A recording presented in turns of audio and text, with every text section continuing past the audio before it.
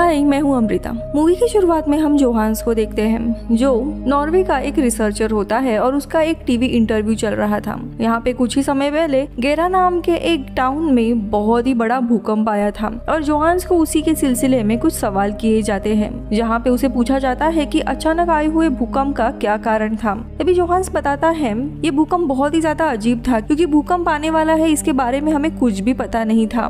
दरअसल भूकंप ये प्रकृति के वजह से ही होता है, इसीलिए हमें भूकंप के डर में नहीं रहना चाहिए। अब इसके बाद शो में क्रिस्टीन नाम के जियोलॉजिस्ट को स्टेज पे बुलाया जाता है। यहाँ पे उस टाउन में भूकंप आने के बाद बहुत ही बड़ी सुनामी आई थी और क्रिस्टीन ने काफी सारे लोगों की जान बचाई थी। अब ये इंटरव्यू होता है और ये सीन इधर ही कट हो जाता है। इसके बाद 3 साल बीत जाते हैं और हम क्रिस्टीन की जिंदगी को देखते हैं, जहाँ पे उसकी पत्नी होती है सारा। क्रिस्टीन एंड सारा का डिवोर्स होने वाला था और क्रिस्टीन का बेटा सॉन्ड्रे और उसकी बेटी जूलिया दोनों भी सारा के पास ही रहने वाले थे दूसरे शहर में। तो वही क्रिस्टीन अभी भी अपने उसी टाउन में यानी गेरा में ही रह रहा था जहाँ पे भूकंप और सुनामी आई हुई थी। और एक दिन अचानक से उससे मिलने के लिए उसकी बेटी जूलिया आती है, जिसे क्रिस्टीन अपने घर लेके आता है। यहाँ पे जूलिया को एक कमरे में करीब 250 लोगों की तस्वीरें मिलती है और वो अपने पिता से पूछती है। तो क्रिस्टीन बताता है कि ये वो लोग हैं जिन्हें वो सुनामी में बचा नहीं पाया था और यहाँ पे क्रिस्टीन खुद को ही जिम्मेदार समझ रहा था इस बात का। यहाँ पे हमें पता चलता है दरअसल इसी बात के कारण क्रिस्टीन बहुत ही ज्यादा डिप्रेस रहने लगा था और अपने परिवार के पास भी ध्यान नहीं देता था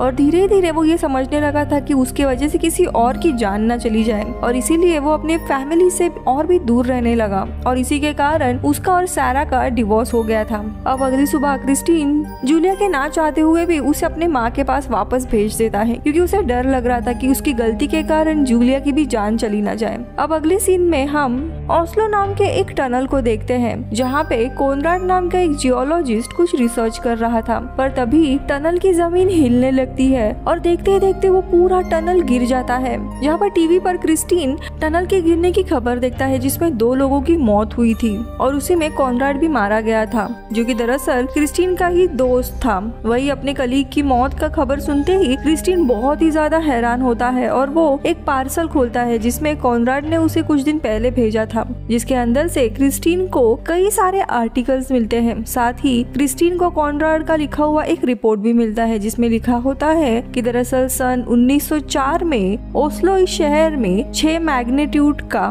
भूकंप आया था जिसमें काफी लोगों की मौत हो गई थी और कोनराड का ये मानना था कि बहुत जल्द ही ओस्लो में वापस भूकंप आने वाला है जिसका मैग्नीट्यूड 8 रिक्टर स्केल पे आने वाला है, जिसका एपिसेंटर ओस्लो फोर्ट टनल होगा। अब क्योंकि कोनराड को इस टनल के आसपास के इलाके में कुछ दिनों से अजीब अजीब एक्टिविटीज भी मिल रही होती है, जिसकी जांच करने कोनराड टनल में गया था। वही अब सब जानने के बाद क्रिस्टीन को अपने परिवार की काफी फिक्र होने लगती है क्योंकि उसका परिवार पास में ही रहता था और वही तुरंत वो कोनराड की रिपोर्ट लेकर ओस्लो शहर में जाने के लिए निकलता है, जहाँ पे क्रिस्टीन नॉर्सार नाम के ऑर्गेनाइजेशन के ऑफिस जाता है जिनके लिए कोनराड और क्रिस्टीन काम करते थे। इधर क्रिस्टीन की मुलाकात कोनराड की सुपरवाइजर जोहान्स से होती है जिसे हमने मूवी की स्टार्टिंग में देखा था, जहाँ पे क्रिस्टीन जोहान्स से कोनराड की रिपोर्ट के बारे में पूछता है, जिस पर जोहान्स क्रिस्टीन को अपनी सेस्मिक एक्टिविटीज मॉनिटरिंग सिस्टम दिखाता है जिसे इनके ऑर्गेनाइजेशन किसी भी भूकंप के आने से पहले उसकी जानकारी निकाल सके। जोहान्स फिर क्रिस्टीन से कहता है जिन अजीब घटनाओं के बारे में कोनराड बात कर रहा था दरअसल वो भूकंप के आने की शंका नहीं थी, वो दरअसल कंस्ट्रक्शन के कारण हुए धमाके थे, इसीलिए हमें चिंता करने की कोई जरूरत नहीं है। लेकिन क्रिस्टीन को अभी भी कुछ गलत लग रहा होता है और वो कोनराड के घर जाता है जहाँ पर उसकी मुलाकात कोनराड की बेटी मैरिट से होती है। क्रिस्टीन मैरिट से कोनराड के रिसर्च के बारे में पूछता है, जिस पर मैरिट क्रिस्टीन को कोनराड के ऑफिस में लेकर जाती है जहाँ पे क्रिस्टीन को काफी सारे पत्थरों के सैंपल्स मिलते हैं। उसी जगह क्रिस्टीन को एक मैप भी मिलता है जिसमें कोनराड ने उन सभी जगहों के लोकेशन मार्क किए होते हैं जहाँ पे उसे अजीब एक्टिविटी यानी सेस्मिक एक्टिविटीज मिले थे जो कि काफी सारे थे और उसे समझ आता है कि ये कंस्ट्रक्शन के धमाके से नहीं हो रहा है और इसीलिए क्रिस्टीन तुरंत जोहान्स को कॉल करता है और उसे कंस्ट्रक्टर का नंबर मांगता है जो ओस्लो फोर्ट टनल में काम कर रहा था और जोहान्स उसे सारी डिटेल देता है। वही क्रिस्टीन अब सारा यानी अपने एक्स वाइफ के घर जाता है जहाँ पे वो अपने बेटे सॉन्ड्राड और उसकी गर्लफ्रेंड मिया से मिलता है, जिसके बाद क्रिस्टीन सारा को ये सारी चीजें बताने की कोशिश करता है लेकिन सारा क्रिस्टीन को उनकी बेटी जूलिया के बैलेट डांस देखने के लिए इनवाइट करती है, जो कि अगले दिन ओपेरा हाउस में होगा, जिस पर क्रिस्टीन मान जाता है। और ये दोनों भी आपस में बैठ के बात कर रहे होते हैं कि तभी घर की बिजली चली जाती है। और ऐसा इस हफ्ते में दूसरी बार हुआ था। सारा फिर घर का सर्किट बोर्ड देखने जाती है, लेकिन वहाँ पे सब कुछ ठीक था, मगर तभी बिजली वापस आ जाती है। खैर अगले दिन जूलिया अपने शो करने के लिए ओपेरा हाउस चली जाती है, जहाँ पे सारा जूलिया से कहती है कि तुम्हारे पिता आज शो देखने के लिए आने वाले हैं, जिसे सुनकर जूलिया काफी खुश हो जाती है। दूसरी तरफ क्रिस्टीन एक बार फिर से कॉनराड के ऑफिस जाता है, जहाँ पे उसे कॉनराड के काफी सारे रिसर्च पेपर मिलते हैं, जिसे देखने के बाद क्रिस्टीन का शक और भी बढ़ जाता है कि कुछ तो बुरा होने वाला है। जिसके बाद क्रिस्टीन मैरिट से विनती करता है कि उसे ऑस्लो फोर्ट टनल लेकर जाए, जिसके लिए पहले तो मैरिट मना करती है, लेकिन क्रिस्टीन उसे मना लेता है। ये सुनकर अब मैरिट उसे लेकर वहाँ पे चली जाती है। वही क्रिस्टीन टनल के उसी जगह पे जाता है जहाँ पे कॉनराड की मौत हुई थी। क्रिस्टीन को वहाँ पे पत्थर का एक सैंपल मिलता है, जो कि काफी अजीब होता है, और कॉनराड उसी के सिलसिले में वहाँ पे गया था, जिसे लेकर क्रिस्टीन मैरिट के साथ निकल जाता है। पर तभी क्रिस्टीन को सारा का कॉल आता है, जो उसे जूलिया का शो शुरू हो चुका है ये बताती है। लेकिन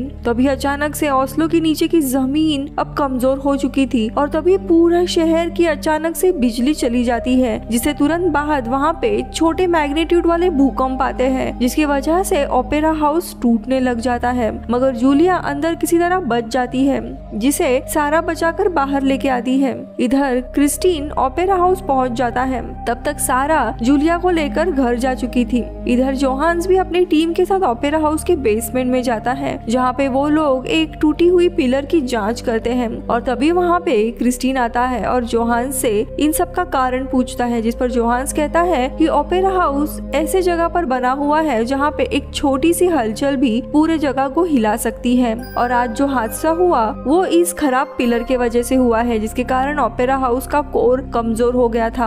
अब क्रिस्टीन खुद घर चला जाता है। अब घर आने के बाद सबसे पहले क्रिस्टीन सारा से माफी मांगता है कि वो शो में नहीं आ पाया, और बहुत ही ज्यादा इमोशनल होता है, पर सारा क्रिस्टीन को संभाल लेती है। इधर अगले दिन सारा अपने काम पर चली गई होती है, और उसका बेटा सॉन्ड्रे यूनिवर्सिटी में अपना लेक्चर अटेंड कर रहा होता है। वही दूसरी तरफ मैरिट को कॉनराड के कंप्यूटर में एक एक्सपेरिमेंट का वीडियो मिलता है, जिसमें कुछ चूहे अजीब तरह से मर रहे होते हैं, जिसे मैरिट लेकर क्रिस्टीन को दिखाती है। और अब क्रिस्टीन इस वीडियो को देखता है और समझ जाता है कि ये सब चूहे एक खास तरह के जहरीले गैस के कारण मारे गए हैं, जो कि लिम्निक इरप्शन के वजह से हुआ है, जिसमें कार्बन डाइऑक्साइड जैसे गैसेस पृथ्वी के नीचे से पत्थरों के रास्ते बाहर निकलता है, जिसके कारण जानवर और इंसान भी मारे जा सकते हैं। और क्रिस्टीन को अब पता रहता है, और बहुत जल्दी ऐसी ही गैसेस पूरे शहर में फैलने वाले हैं भूकंप के कारण, जिसमें सारे लोग मारे जाएंगे, और इसीलिए इन्हें किसी सुरक्षित जगह पर जाना होगा। और इसीलिए क्रिस्टीन मैरिट और जूलिया के साथ घर से निकलता है। वही सॉन्ड्रे यानी उसका बेटा भी क्लास में होता है, जिसे क्रिस्टीन कॉल करता है, पर सॉन्ड्रे कॉल नहीं उठाता, जिसके कारण क्रिस्टीन पुलिस को कॉल करता है और उनसे झूठ कहता है मैंने यूनिवर्सिटी में 4 बॉम्ब लगाए हैं जो 10 मिनट में फट जाएंगे। जिसके बाद क्रिस्टीन एक होटल में आता है, जहाँ पे सारा काम करती है, और अकेले ही सारा को लेने के लिए होटल के अंदर चला जाता है। पर तभी जूलिया गाड़ी से निकलकर खुद भी होटल के अंदर चली जाती है, जिसके पीछे क्रिस्टीन फायर अलार्म बजाता है ताकि दूसरे लोग भी होटल से निकल सके। जिसके बाद क्रिस्टीन सारा को लेकर एक लिफ्ट के रास्ते नीचे आने लगता है, पर तभी वहाँ पे जूलिया आती है, पर तब तक लिफ्ट बंद हो चुकी थी और वे लोग नीचे जाने लगते हैं। लेकिन अचानक से वापस लाइट चली जाती है और वे लोग लिफ्ट में ही अटक जाते हैं। इधर जोहान्स अपने कंप्यूटर में काफी सारे सिस्मिक एक्टिविटीज जमीन के अंदर होते हुए देखता है, और वो समझ जाता है कि शहर में अब कुछ तो बड़ा होने वाला है। वही दूसरी तरफ मैरिट को जूलिया होटल के बालकनी में मिलती है, पर तभी पूरे शहर में एक बहुत ही बड़ा भूकंप आ जाता है, जिसमें बहुत ज्यादा नुकसान होता है।